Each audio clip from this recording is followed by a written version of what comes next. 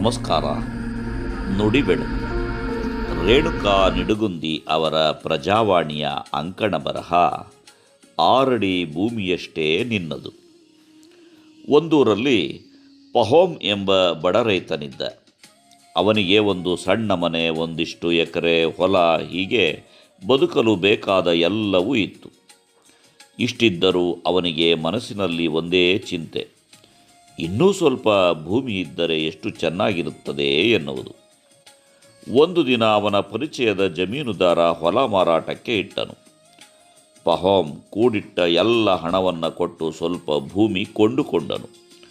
ಮೊದಲು ಸಂತೋಷಗೊಂಡ. ಆದರೆ ಕೆಲವೇ ದಿನಗಳಲ್ಲಿ ಇನ್ನೂ ಸ್ವಲ್ಪ ದೊಡ್ಡ ಹೊಲ ಇದ್ದಿದ್ದರೆ ಎಂಬ ಚಿಂತೆ ಹತ್ತಿತು. ಸಂತೋಷವಾಗಿರುವುದನ್ನು ಬಿಟ್ಟು ಮನಸ್ಸಿನಲ್ಲಿ ದುರಾಸೆಯ ಬೆಂಕಿ ಹೊತ್ತಿ ಹುರಿಯತೊಡಗಿತು. ಅದೇ ಸಮಯಕ್ಕೆ ಅವನು ಒಂದು ಅಚ್ಚರಿಯ ಕತೆ ಕೇಳಿದನು. ದೂರಿನಲ್ಲಿ ಬಾಷ್ಕಿರ್ ಜನರು ಇದ್ದಾರೆ. ಅವರು ಒಂದು ದಿನದಲ್ಲಿ ನೀನು ಎಷ್ಟು ನಡೆಯುತ್ತೀಯೋ ಅಷ್ಟೂ ಭೂಮಿ ಕೊಡುತ್ತಾರೆ ಎಂಬ ಸುದ್ದಿ ಅವನ ದುರಾಸೆಯನ್ನು ಹೆಚ್ಚಿಸಿತು. ಪಹೋಮ್ ಖುಷಿಯಿಂದ ಅಲ್ಲಿಗೆ ಹೋದನು. ಆ ಜನರು ಹೇಳಿದರು, ಅಯ್ಯ, ಬೆಳಗಿನ ಸೂರ್ಯೋದಯದ ಸಮಯದಲ್ಲಿ ನಡೆಯಲು ಆರಂಭಿಸಿ ಸಂಜೆ ಸೂರ್ಯಾಸ್ತಕ್ಕೆ ಮುಂಚೆ ನೀನು ಹಿಂತಿರುಗುವಷ್ಟು ಭೂಮಿ ನಿನ್ನದು. ಆದರೆ ಸೂರ್ಯಾಸ್ತದ ವೇಳೆಗೆ ಹಿಂದಿರುಗದಿದ್ದರೆ ನಿನ್ನ ಜೀವವೇ ಹೋಗುತ್ತದೆ. ಪಹೋಮ್ ಬೆಳಿಗ್ಗೆ ಓಡಲು ಶುರು ಮಾಡಿದ. ಹೊಲಗಳು, ನದಿಗಳು, ಮಣ್ಣು ಎಲ್ಲವೂ ಸುಂದರವಾಗಿ ಕಾಣುತ್ತಿದ್ದವು. ಇನ್ನೂ ಸ್ವಲ್ಪ ದೂರ ಓಡಿ ಈ ಬೆಟ್ಟವನ್ನು ಸೇರಿಸಿಕೊಳ್ಳೋಣ ಎಂದುಕೊಂಡ. ಆದರೆ ಸಮಯ ಕಳೆಯುತ್ತಿತ್ತು. ಮಧ್ಯಾಹ್ನದ ನೆತ್ತಿ ಮೇಲಿನ ಸೂರ್ಯ ಪಶ್ಚಿಮದತ್ತ ವಾಲಿದ್ದ. ಇದೀಗ ಪಹೋಮ್ ಬೆವರುತ್ತಾ ಏದುಸಿರು ಬಿಡುತ್ತಾ ಹಿಂದಿರುಗಲು ಆರಂಭಿಸಿದ. ಸೂರ್ಯ ನಿಧಾನವಾಗಿ ಅಸ್ತಂಗತವಾಗುತ್ತಿದ್ದ. ಪಹೋಮನ ಕಾಲುಗಳು ನಡುಗುತ್ತಿದ್ದವು. ಆದರೂ ಅವನು ತನ್ನ ಶಕ್ತಿಯನ್ನೆಲ್ಲ ಕಟ್ಟಿ ಓಡಿದ. ಕೊನೆಗೆ ಸೂರ್ಯ ಮುಳುಗುವ ಕ್ಷಣದಲ್ಲಿ ಆತ ಗುರಿ ತಲುಪುವುದರಲ್ಲಿದ್ದ. ಬಾಷ್ಕಿರ್ ಮುಖ್ಯಸ್ಥನ ಬಳಿ ತಲುಪಿದ. ಜನರು ಚೀರಿದರು. ಅವನು ಗೆದ್ದ. ಆದರೆ ಪಹೋಮ್ ನೆಲಕ್ಕೆ ಬಿದ್ದುಬಿಟ್ಟ. ಅವನ ಉಸಿರು ನಿಂತಿತ್ತು.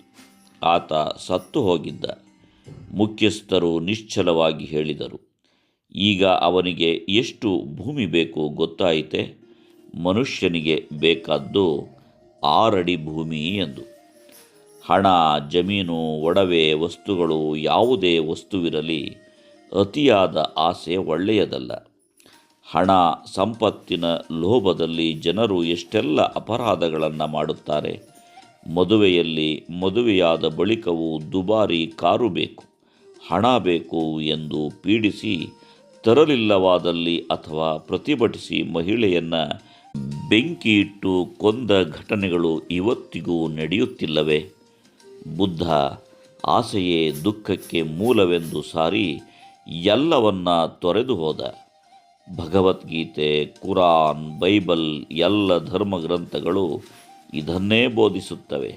ಅತಿಯಾಸೆ ಗತಿಕಿಡಿಸಿತು ಎಂಬ ಗಾದೆಯಂತೆ ಮನುಷ್ಯನ ಆಸೆಗಳಿಗೆ ಕೊನೆ ಮೊದಲಿಲ್ಲ. ಕೊಳೆತು ಹೋಗುವಷ್ಟು ಮನೆಯಲ್ಲಿ ತುಂಬಿದ್ದರೂ ಮನಸ್ಸಿನಲ್ಲಿ ಮತ್ತು ಬೇಕೆನ್ನುವ ದುರಾಸೆ.